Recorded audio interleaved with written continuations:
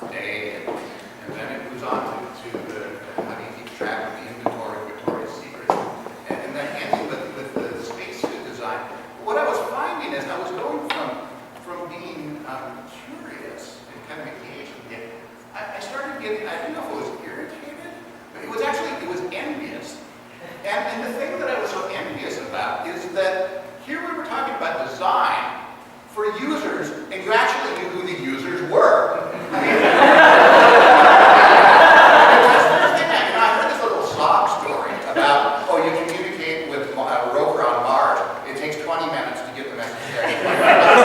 Probably hundreds or thousands of years for a round-trip exchange with ET.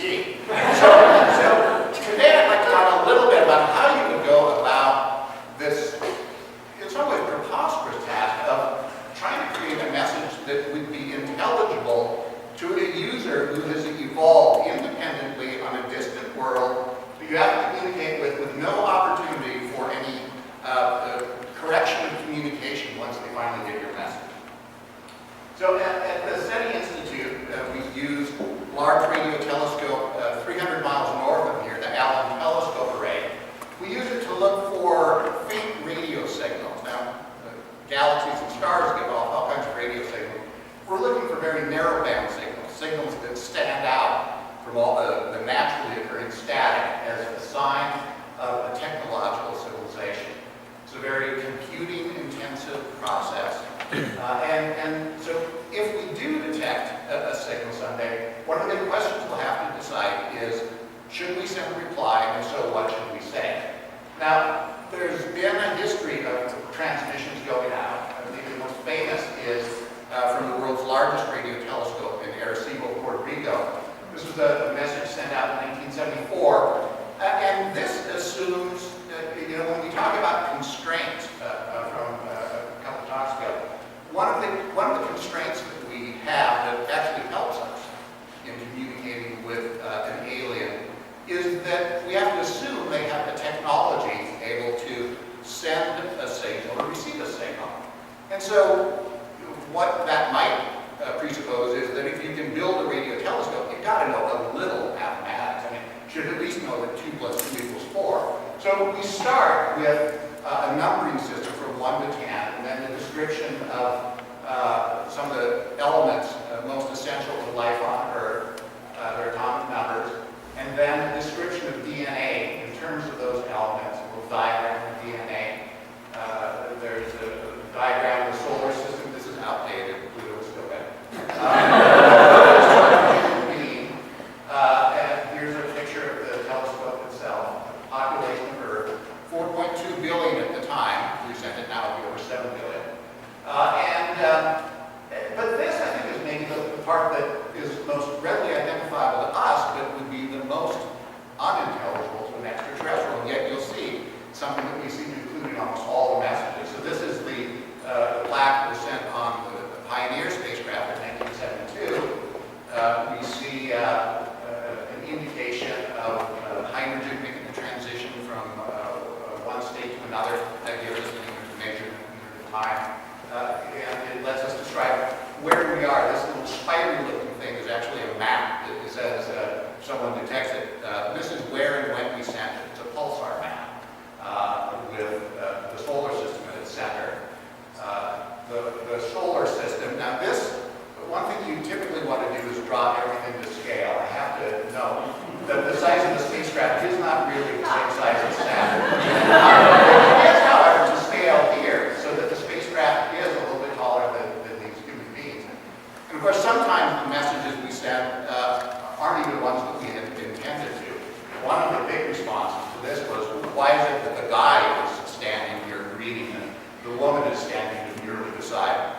That was actually rectified in a later message that was sent out, that I'll get to in a moment, the Voyager recording, where the man was standing more demurely and the woman was sending readings from her. But this inclusion of the human body really highlights something that how ambiguous it is to portray any physical objects. We humans should be able to recognize pictures of humans right here on Earth, right? I mean, take a look at this ceremonial carving of the Maori.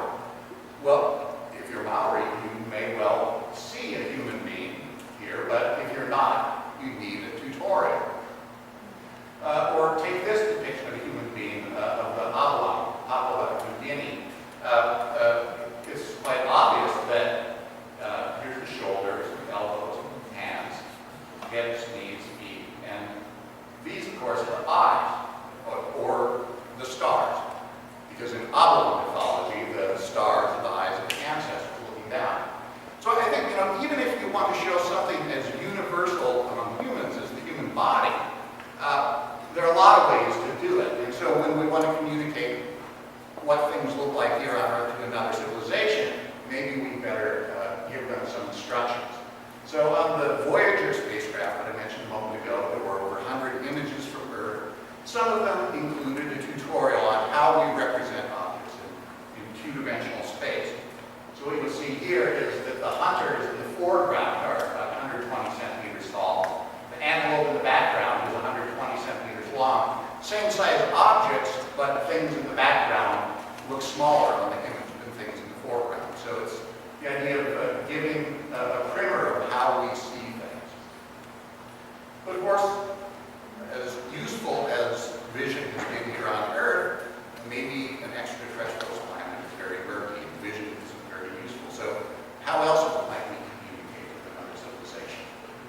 Well, music might be one example. Now, we don't count on the mothership coming to Earth and beaming out these 5 melodic notes from Close Encounters. But there is something nice about music for communicating with extraterrestrials. If you think about it, this is a message that actually unfolds over time, like a signal would. And it can be described in very physical terms, amplitude, frequency, duration. And so maybe we can communicate something like music to another civilization. It's not a recent idea.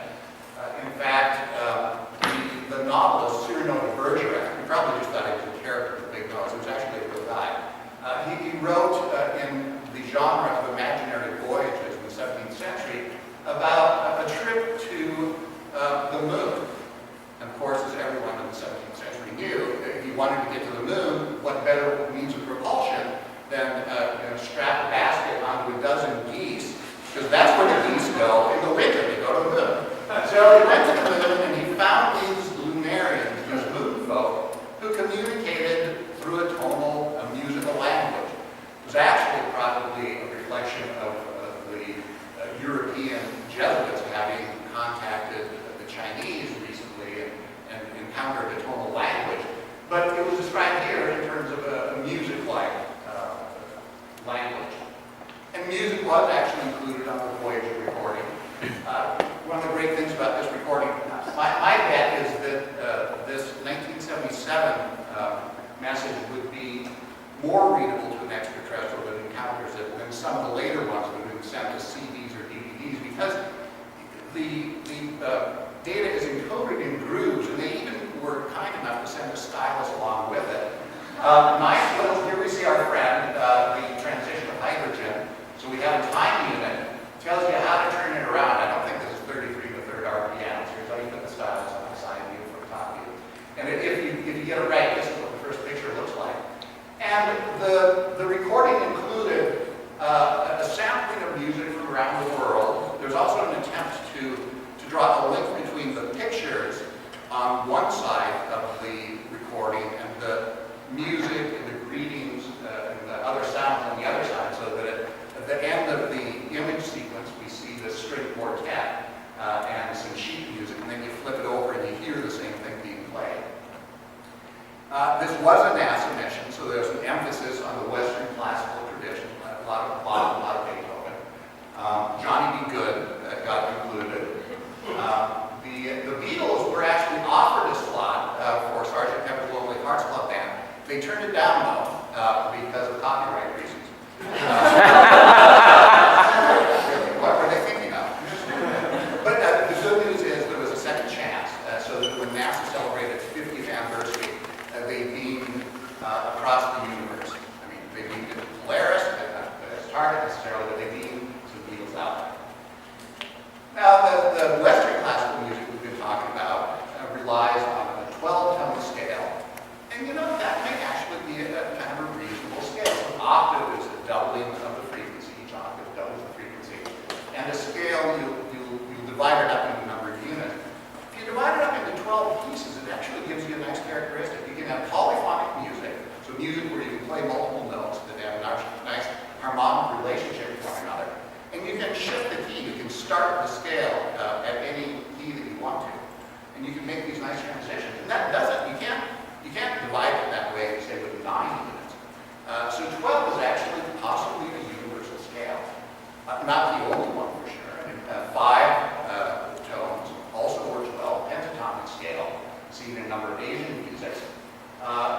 Huygens suggested a 31-tone scale, which also has this nice quality of having a good harmonic relations. Now, this is what a keyboard would look like. I hate to see the hands of the creatures who had to play this kind of music. But actually you see that in some Indian music, 31-tone scale. The nice thing about sending music is that it also indirectly gives some information about our sensory capacity. Just if you think about it, the distinctions that we can make between one tone and another says something about the sensitivity of our hearing. And the way that we sequence the notes to have a melodic sense of anticipation actually suggests something about our cognitive structure. In fact, the Dutch logician Alexander Allenbrand has suggested that music might be the thing we start with, and then use that to explain our sense of logic. So this is yet another scheme that we might use, music.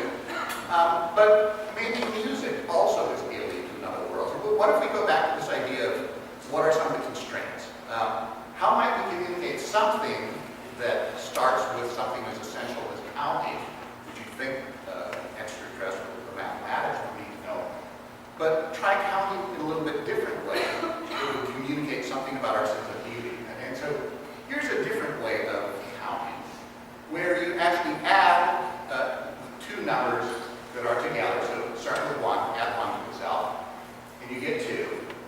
Add 1 and 2 together, so this length, and you get 3. And if you add 2 and 3 together, you get 5. Well, if you draw a spiral that connects these squares together, you actually get a shape that we see repeatedly throughout nature. In this case, it's from a nautilus shell. See it in the spiral of the spiral galaxy. We see the growth patterns of plants, branching patterns of plants. We see it in objects that we have created ourselves, human-made objects like the facade of the Parthenon. And you can communicate that very simply by, in this case, sending those pulses. Here we see the Fibonacci series 1, 1, 2, 3, 5, 8, 13, 21, and then backwards. And also the same series encoded in the silences going the other direction. So that's another way we might start to communicate something about our sense of aesthetics that might be understandable to another civilization. Well, this is all well and good, so this is trying to anticipate the extraterrestrial user, but we also want to find a way to more directly engage the human users on this world, to think about what we would want to say in another civilization. So if you go to our website, earthspeaks.seti.org, you'll have an opportunity to send us the messages you would want to say to another civilization. Text messages, sound files, pictures. And let me give you just a sampling of some of the pictures, some of the messages we've got. We've got messages from over 70 countries around the world. This one has a prime number series, 2, 3, 5, 7, 11. These are numbers that are divisible only by themselves in 1. Maybe mathematicians on other worlds would know. A number of these is from the Czech Republic. Some mathematics, again, here we see 1, 2, 3, 4, 5, and binary and other coding systems. This one from Mexico, an image, and in addition to sending the message itself, you can send a tag. This tag says astronomy started by observing the stars with our eyes. Well, maybe if there are astronomers who pick up our signal, maybe they really do have eyes, so they recognize this. Or we might indicate something about our appreciation of astronomical objects. Tag here is waiting for you. And a number of the images people sent to try to kind of put ourselves here on Earth in a bigger context. So this is sent from northern France to Toulouse. And it's a picture of the city and where that city is located on Earth, and then this broader cosmic context. This is actually something we've seen again. This is a sort of environmental, different environments on Earth. And the progression of human evolution. And I do say progression because I think there's this implicit sense that there's somehow we're headed somewhere and that humankind is at the apex of evolution. I like the next slide because I think it really characterizes which species is in control on Earth. This one said, make sure you don't hurt the cats. This actually gives me chills, this one, because it makes me think of my greatest fear in SETI, which is that extraterrestrials are like these hyper-intelligent cats. They know we're here. They just don't care. So, there are a number of the messages. The first two words on this one, and the tag, please help, help. This is one of the most constant themes across men and women, young and old, a notion of help. And I think, I don't think we can count on extraterrestrials to save us, but I do think it really captures what maybe one of the most interesting things we could say to another civilization, which is to capture something about our technological adolescence and the instability of where we are in our current level of evolution. So another example, pictorial representation of global warming, again, can't help. Some of the messages reflect our ambivalence. In fact, one of the ways we analyze this is to look at how often words are used compared to in the English language in general. Sure, we find that words like galaxy and planet are found much more often, no big surprise. We found the word but used 150 times more often in Earth speech than English in usual. It's found in sentences like, I would like to make contact, but my neighbor isn't ready for it. So there's another example. As much as some of us would like to meet you, most of us will be too afraid to handle your very existence. Be prepared. And then the last one I love because I think it captures maybe our quintessential human characteristic, which is a sense of humor. This from Tallinn, Estonia. Hello, please come pick me up. I'm a librarian, artist, and I'm a very great Earth rescue, job, and moving on. Well, we continue our search. We're continually hopeful.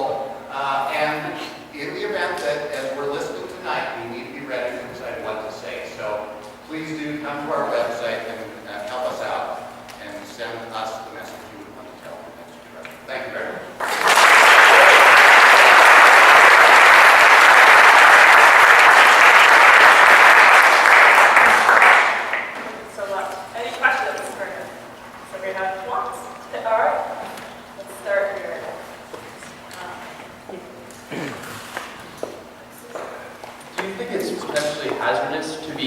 Sending these signals into the galaxy, considering that we are not even distributed throughout our own solar system, and if someone is, or a civilization is sufficiently advanced to receive a signal and find us, conceivably they're sufficiently advanced to destroy us. So we're basically, in a sense, risking that outcome. Yeah, and if you would listen to the cosmologist Stephen Hawking, that's his argument. He said, if you look at the encounters between humans here on Earth, when a more advanced and a less advanced civilization have met, it has not turned out well for the less advanced. The example he gives is when Europeans came to the Americas, it did not turn out well for the Native Americans. So I think it's important to look at those concerns, but then to really kind of dissect them. And I think, at least when I dissect them, I don't have a lot of concern. I don't have any concern about transmitting. And it's for this reason. First, I think you're right that if a civilization has the ability to travel across interstellar space, they could probably do us in. But they're going to know about our existence from our transmissions anyway. But the other question is, what would the motivation be? I mean, we pose no threat to another civilization, so it's not like they need to eradicate us because we're a threat. The context that Hawking raised a warning in was that they would come to take away the rare resources of our Earth. Well, 15 years ago, when we didn't know if there were any planets around other stars, that might have been a reasonable argument. But now we know that most stars have planets. It looks like about half of those have Earth-like stars. So it seems like a real waste of energy, to come here to get some raw materials that are close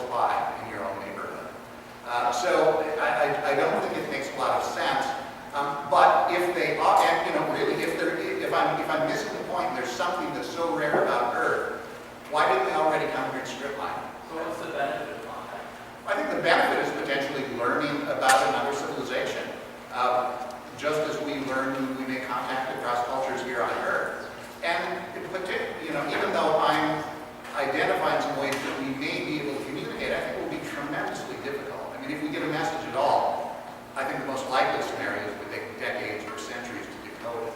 So that too tells us something, you know, it lets us examine these assumptions of, say, mathematics and science. Do extraterrestrials really understand the periodic table? Or at least do they care about it? Is that what they start with? All right. One more question. Doug, what message would you send today?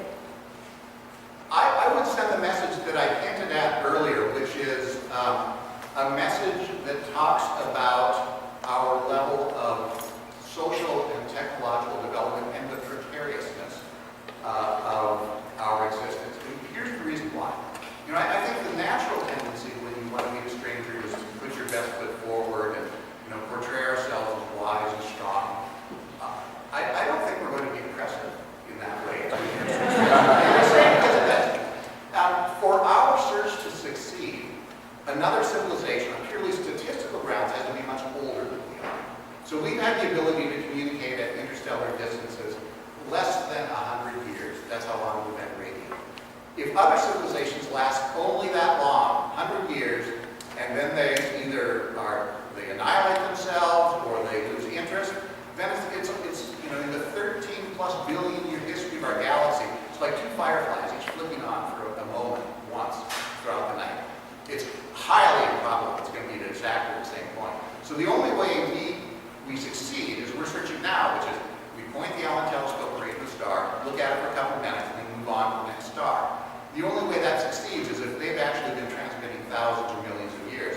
So I think the most interesting thing we can say to another civilization is to remind them what it was like to be at this early stage. And in fact, I think it might be unusual to find a young civilization that's willing to invest the resources to even reply, or even more so to take the initiative to transmit it. So I think, you know, we're not going to be, if there are other civilizations